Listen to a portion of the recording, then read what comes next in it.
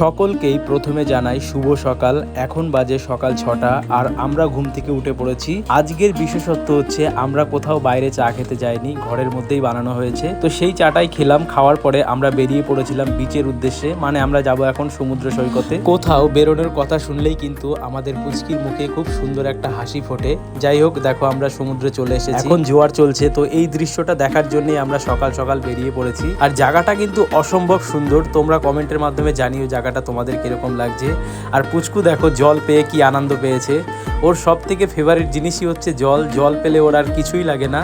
আর এখানটার ভিউটা দেখো কত সুন্দর লাগছে। জোয়ার চলছে তো সেই কারণে সামনের দিকে জল চলে এসেছিল।